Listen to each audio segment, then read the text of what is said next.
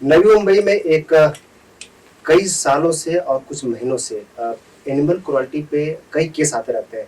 ऐसे ही केस खारघर में हुआ और एक करीब 1 महीना चल रहा है। अब ये केस है क्या? ये एनिमल क्रुएल्टी पे बहुत सारे एनिमल लवर्स हैं, ऐसे एनजीओ हैं जो काम कर रही है। इवन जब पेंडेमिक का टाइम पे भी, जब सब आप लोग अपने घर पे थे, फीडिंग कराने के लिए कई लोग बाहर आए और जो स्ट्रीट जिसको हम बोलते हैं कि आज के समय पे ऐसे कई जानवर जिनको पे किसी ने ध्यान नहीं दिया था, ऐसे कई एनिमल एक्टिविस्ट सामने आए और उनके लिए काम किया। लेकिन कुछ ऐसे भी घटनाएं घटती हैं जिसको लेके लोगों में एक नाराजगी है और उसी सिलसिले में एक घटना घटी है हाइड पार्क सेक्टर 35 में। अब वो घटना क्या है, आइए हम बात करते हैं। तो आज हमारे साथ अल्फा फाउंडेशन के 3 एग्जीक्यूटिव मेंबर हैं, हम उससे जानेगा कि घटना क्या घटी। मैडम आप बताइए कि हुआ क्या था? हुआ ये था कि मंगेश रनावड़े जो इस हाइड पार्क सोसाइटी के ट्रेजरर है, उन्होंने कुछ फायर क्रैकर जला के जो एनिमल्स है जो वहाँ पे 7-8 साल से रह रहे हैं ऑलरेडी, इनको कंपाउंड जो सोसाइटी कंपाउंड है, जो इनका घर है, वहां से उनको निकाल दिया। अब किसी भी एनिमल को उसकी टेरिटरी से निकालना कानूनन जुर्म है। ये उनको समझना चाहिए था और समझाने की कोशिश काफी एनजीओज ने करी, लेकिन शायद उन्हें समझ नहीं आया, तो हमें ये स्टेप उठाना पड़ा। क्योंकि और भी 2-3 एनजीओज इसमें आए थे, बट वो कोई कंप्लेंट नहीं कर पाए। बट आज फाइनली जाके हमने कंप्लेंट रजिस्टर कर दिया है। तो एक कंप्लेंट हुआ कि एफआईआर हुआ? ये एफआईआर हुआ है sir. Prevention of cruelty to animals act 1960 and एक सेक्शन लगा है, वो है IPC 34, that is crime committed in a group. अब इसमें एक सवाल ये उठता है कि जो मंगेश रानवत से जो बात हुई, उन्होंने बोला कि सोसाइटी के कुछ लोग ने हमें कंप्लेन किया और बच्चे को काटते हैं। वो ऐसे कुत्ते जो थे जो हमारे यहाँ पर परेशान कर रहे थे, कुछ जो बाहर से आते थे उनको भी परेशान कर रहे थे, तो हमने उनको भगाने के लिए ऐसा कुछ एक्ट किया, लेकिन हमारा इंटेंशन गलत था। आपको क्या लगता है कि वो इंटेंशनली किए हैं या फिर ऐसा हो गया? एक्चुअली सर इसमें इंटेंशन दिखाई देता है, क्योंकि अगर कुत्ता काट रहा था तो उसके लिए भी एक लीगल तरीका है कि अगर कोई कुत्ता काट रहा है या वो बीमार है, वो किस वजह से काट रहा है, वो वजह ढूंढना काफी जरूरी है। बस वो काट रहा है इसके लिए हम उसको भगा दे या उसको मार दे, ये कानून के भी खिलाफ है और इंसानियत के भी खिलाफ है। आप बताइए मैडम कि आप एक एक्ट्रेस भी रही हैं और आपको क्या लगा इस पूरे इंसिडेंट में कि क्या हुआ? कभी कभी अगर कुत्ता काटता है तो उसके पीछे कोई रीजन होता है। अगर बच्चे बचपन से ही माँ बाप बच्चों को यही बोलते हैं कि वो कुत्ता है, काटेगा, पास नहीं जाना, लेकिन जब माँ बाप बच्चों के साथ नहीं होते हैं तो बच्चे के दिमाग में तो यही होता है ना कि कुत्ता काटेगा, तो कल को पत्थर फेंक दिया या पूंछ खींच ली, कान खींच लिया। जोमेटो स्विगी वाले ऐसे बहुत सारे हैं, बहुत सारे केसेस भी ऐसे आए हुए हैं जो बाइक पे जाते जाते लात मार के निकल जाता है उनको। तो फिर आप ऐसा एक्सपेक्ट कैसे कर लेते हैं कि वो जानवर अपने सेल्फ डिफेंस में कुछ नहीं करेगा? तो आखिर लोग ऐसा करते क्यों? ऐसे बहुत सारे केसेस आप देखे होंगे मुंबई में, ऐसे कई क्रुएल्टी केसेस भी आते हैं। आप लोग का एक्सपीरियंस क्या रहा है? ऐसा लोग करते क्या है? इनकी मानसिकता क्या है, क्यों करते? इनका मेंटालिटी ही ऐसा क्यों है, वो हम लोग को वो ही नहीं समझ में आता। और हम वो ही तो बदलना चाहते हैं कि आप जानवर को, ठीक है, अगर आप प्यार नहीं दे सकते, रोटी खाना कुछ नहीं दे सकते, तो मारो भी मत, लेकिन अगर आप प्यार दोगे तो इन रिटर्न आपको प्यार ही मिलेगा। वो जानवर आपको कभी कुछ चोट नहीं पहुंचाएगा। शिवाजी, एफआईआर करने के पीछे आप लोगों का मेन ऑब्जेक्टिव क्या है? हमारा मेन मोटिव ये है कि आगे चल के कोई और ऐसा क्रूरटी ना करे। अगर ऐसा कुछ अगर क्रूरटी आपके सोसाइटी में आसपास हो रहा है तो प्लीज आप कोई एनजीओ को कनेक्ट करो, बीएमसी पीएमसी को कनेक्ट करो, उसका सोल्यूशन निकालो। ये कोई सोल्यूशन नहीं होता है कि आप सोता हुआ कुत्ता है उसके बाजू में जाके फायर क्रैकर कर रहे हो, तो ये सोल्यूशन नहीं है। अगर आपने उन फीडर से बात की होती टाइमली, प्यार से, अच्छे से उनको बोला होता कि ऐसा ऐसा सिचुएशन है, तो डेफिनेटली वो भी कुछ ना कुछ सोल्यूशन निकालते। बट बिना किसी से कांटेक्ट करे, बिना कुछ करे, सीधा आपने ऐसा इतना बड़ा स्टेप ले लिया। अभी उनमें से कितने बच्चों ने, कितने डॉग्स को तकलीफ हुई है ये एक्ट की वजह से। एक ने तो अपनी जान गंवा दी, दूसरा अभी बहुत ही क्रिटिकल कंडीशन में था, अभी तो उस बच्चे का पता भी नहीं कहाँ पर है वो बच्चा। एक बच्ची है जो 2 साल से पैर में मार लगा हुआ है, जो लंगड़ी है, उसको भी वो लोग ने वहां से बाहर निकाल दिया। वो मेन गेट के बाहर बेचारी बैठी होती है कि कोई मुझे अंदर ले ले, बट वहां पे सिक्योरिटी गार्ड्स डंडा लेके बैठे होते हैं, ना कोई डॉग को अंदर आने देते हैं और उनपे क्रूरटी और किए जा रहे हैं। अभी तक वो कंटिन्यूटी है, तो ये सब नहीं होना चाहिए। इसके लिए हम एक अवेयरनेस कर रहे हैं आप लोगों को कि प्लीज ये सब ना करो। अभी आप लोग एक्टिविस्ट हैं और पूरा मुंबई भी देख रही हैं, न्यू बॉम्बे देखती हैं। इसमें सिर्फ अभी डॉग के ऊपर ही केस हो रहा है या और भी ऐसे जानवर हैं जिनके ऊपर लोगों का एक क्रूरल्टी या मानसिकता भी ऐसा लग रहा है कि नहीं, उनके ऊपर कोई ध्यान नहीं दिया जा रहा है? नहीं, सिर्फ कुत्ते बिल्ली नहीं है इसमें। मेरा पर्सनल केस था एक, गोरेगांव पुलिस स्टेशन में ये हुआ था। एक बंदा है गोरेगांव में जिसके पास कम से कम 20 से 25 गाय हैं, जो हर एक मंदिर के बाहर वो बांधता है। जब तक वो गाय वहां पे रहती है, कोई लोग आके वो 10-15 रुपए का घास वास सब लेके डाल देते हैं। उसके बाद ये सारे बच्चे प्लास्टिक में बैठे रहते हैं, प्लास्टिक खाते हैं। इनको अगर कुछ होता है तो उनका इलाज नहीं किया जाता है। ऐसे बहुत सारे कंप्लेंट्स मेरे पास आए हैं। मीटिंग करने के लिए बुला लेते हैं, बच्चे वीडियो निकाल रहे हैं, जाके पूछ खींच लेते हैं, मारते हैं उनको। लेकिन मतलब ये मेंटालिटी इनका बदलता नहीं है। ये हुआ गाय के ऊपर का। बकरी का बीच में केस आया था जिसके ऊपर रेप किया गया। कुत्ते बिल्लियों पे रेप होते हैं। बीच में कहीं का एक केस था, बिल्ली के बच्चे पे 14 या 13 साल के बच्चे ने रेप किया। तो ये मेंटालिटी ही गलत है। और सिर्फ कुत्ते बिल्ली नहीं है, इसमें बहुत से जानवर घसीटे जाते हैं। तो वही मेरा सवाल यही था कि जो मेंटालिटी जो आज समाज में बन रही है, ऐसे कई घटनाएं हमें सुनने में आती है कि एक जानवर का भी रेप कर रहे हैं। तो कहीं ना कहीं ये जो समाज है, या तो आज सरकार, लेकिन सरकार से ज्यादा आम लोग, बुद्धिजीवी लोग, इंटेलेक्चुअल लोग को आगे आना पड़ेगा और इसके ऊपर एक सख्त आवाज उठानी पड़ेगी कि आखिर ऐसा क्यों हो रहा है।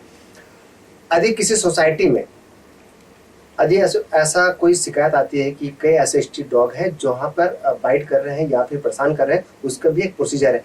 अब मैं उस प्रोसीजर पे आते हैं कि आखिर प्रोसीजर क्या होना चाहिए, गवर्नमेंट का इसमें क्या होना चाहिए, नगर पालिका का इसमें क्या होना चाहिए। आपकी संगठन है अल्फा फाउंडेशन, आप जरा लोगों को एजुकेट करेंगे यदि ऐसी कोई घटना घटती है तो उनको क्या करना चाहिए? जी, अगर कोई डॉग है जो बाइट कर रहा है तो हो सकता है कि वो डॉग बाइट करने के पीछे का रीजन रेबीज हो, बट नॉट नेसेसरी कि हर टाइम वो रेबीज ही होगा। तो उसमें जिस इंसान को बाइट किया, जैसे इन्होंने कहा था कि कभी कभी हम खुद जाके उसको पंच कर देते हैं, उसको कुछ कर देते हैं, जैसे हम जाके उसको लात मार दे, हम जाके उसको परेशान कर दे, तो वो ट्रिगर हो जाता है। तो बहुत बार ऐसे केसेस आते हैं कि बच्चा दौड़ रहा था, उसके पीछे कुत्ता दौड़ा। अब कुत्ते को पता नहीं है खेलने जाना है या क्या करना है, वो हिसाब में बच्चा गिर जाता है, उसको लग जाता है। तो ये टाइम पे अगर आपको लगता है कि किसी कुत्ते ने काटा है, तो जो महानगर पालिका है, जो भी शहर में आप रहते हो, उसकी महानगर पालिका में आप एक रिटर्न कंप्लेंट दे दो कि ये कुत्ता हमें काट रहा है या इसका कोई बाइटिंग इंसिडेंट हुआ है, और उसके साथ जो भी रिपोर्ट्स आपके पास होंगे वो अटैच कर दो। जो महानगर पालिका है उनके पास एक स्पेशल वार्ड होता है, वो कुत्ते को लेके जाएंगे, उसको 10 दिन अंडर ऑब्जर्वेशन रखेंगे। अंडर ऑब्जर्वेशन रखने के बाद अगर उन्हें लगता है कि वो डॉग रेबिड है तो उसका इलाज किया जाएगा। अगर उसको रेबीज नहीं है तो उसको एंटी रेबीज का एक डोज देके उसको वापस अपने टेरिटरी में छोड़ा जाएगा। तो बेसिकली ये चीज पे मैं ज्यादा जोर दे रही हूँ कि उसको वापस छोड़ा जाएगा, क्योंकि इवन गवर्नमेंट ऑफिसर्स को या जो लोग ये वार्ड में काम करते हैं उनको भी अधिकार नहीं है कि एक कुत्ते को एक एरिया से उठा के दूसरे एरिया में ड्रॉप किया जाए, वो ऐसा नहीं कर सकते। तो प्लीज ये आप अपने दिमाग से निकाल लो कि कुत्ता उठा के लेके जाके कहीं और छोड़ देंगे, वो नहीं छोड़ेंगे, उसका इलाज किया जाएगा और उसको वापस लाया जाएगा। तो जब कोई कुत्ता काटता है तो प्लीज महानगर पालिका से कांटेक्ट कीजिए और उनको बोलिए, अगर आपको वो नंबर नहीं मिल रहा आप लोकल किसी भी एनजीओ को फोन करिए, वो आपको गाइड कर देंगे, बट उनको उनके घर से बाहर मत निकालिए। थोड़े से इंसान बनिए, थोड़ी सी इंसानियत रखिए और उनको उनके घर से बाहर मत निकालिए या फिर उनको मारिए मत, उनको पॉइजन मत कीजिए, ये बहुत इनह्यूमन चीज है। कुछ ऐसी घटनाएं भी घटती हैं, ऐसे कई एनजीओ हैं जो कई एनजीओ का नाम खराब करती हैं, और आने वाले समय में आपको हम एक ऐसे रिपोर्ट दिखाने वाले हैं जहां पर एनिमल लवर के नाम पे लोगों को ब्लैक मनी का कैसे वाइट किया जाता है। और इस पूरे ये जो लोग एक्चुअल में जो समाज में काम करते हैं, जो बैठे हुए हैं 3 लोग और उनके साथ और भी टीम है, ऐसे लोगों का नाम भी खराब करते हैं। हम उन एनजीओ का और उन लोगों का भी एक पर्दाफाश करेंगे बहुत जल्द, जिसपे कैसे एक ब्लैक मनी का लोग वाइट करने के लिए एनिमल का सहारा लेते हैं, वो भी एक तरह से क्रुएल्टी है।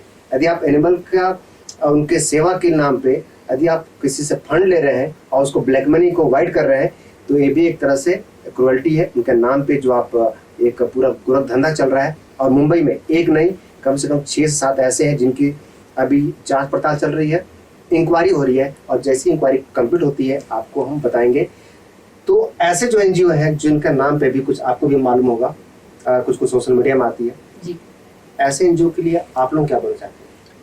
ऐसे एनजीओ की वजह से जो जेन्युइन एक्टिविस्ट काम करते हैं, जो रास्ते से खून में पड़े बच्चों को उठा के उनका इलाज कराते हैं, बच्चे हमारे लिए मतलब कुत्ते बिल्ली होते हैं, तो ऐसे जो जानवरों को उठा के उनके लिए काम करते हैं या उनके लिए सेवा करते हैं, तो ये एनजीओ की वजह से जो एक्चुअल काम करने वाले लोग हैं उनको फंड ही नहीं मिल पाता और वो उस काम को आगे नहीं बढ़ा सकते। हर इंसान की एक कैपेसिटी होती है।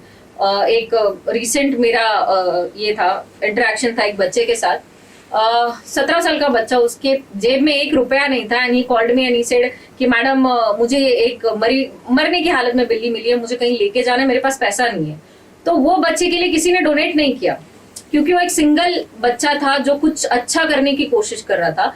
और ये जो बड़े बड़े एनजीओज है, मैं डेफिनेटली किसी के अगेंस्ट नहीं बोलना चाहूंगी, बट देन ये जो डोनेशन लेते हैं वो एटलीस्ट आप किसी अच्छे काम में लगाइए या ऐसे बच्चों को सपोर्ट करिए जो कुछ काम कर रहे हैं। तो ये गलत होता है कि वो एनिमल्स का फंड्स लेके कुछ और कर रहे हैं, और काम कर रहे हैं। That is a different. आप फिल्मों में एक्टिंग करती हैं और एक्ट्रेस हैं, कभी लगता है कि एनिमल्स क्रुएल्टी के ऊपर फिल्म बननी चाहिए? मुझे नहीं पता ये बोलना चाहिए कि नहीं, पर एक पेट पुराण करके मराठी फिल्म आ रही है। अगर मुझे थोड़ा पहले इसके बारे में पता चलता तो शायद मैं कांटेक्ट करती और भले एक्टिंग ना सही पर टीम में इन्वॉल्व होने का बहुत कोशिश करती। मैंने बाय द वे मैसेज भी कर दिया था डायरेक्टर को कि अगर कहीं कुछ भी छोटा सा अगर मैं आपको हेल्प कर सकूं तो मैं करने के लिए रेडी हूँ। और इसके ऊपर एक और प्रशांत दामले जी जो मराठी एक्टर है, इनकी बहुत पहले भाव भाव करके एक फिल्म आई थी जो इस सब के ऊपर थी।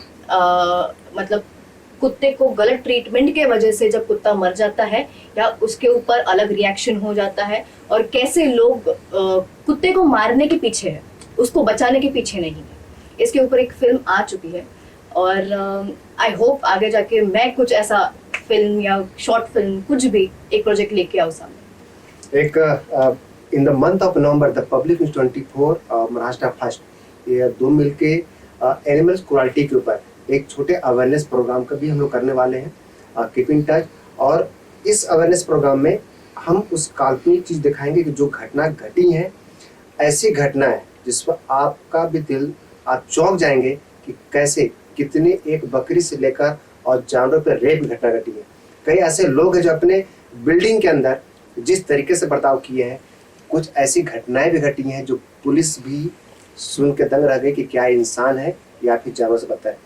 ऐसे लोगों की भी हम स्टोरी लेके आने वाले हैं in the month of November. बने रहिए द पब्लिक न्यूज 24 के साथ। मतलब आप लोग आए, स्टूडियो में आए, आप सबका धन्यवाद।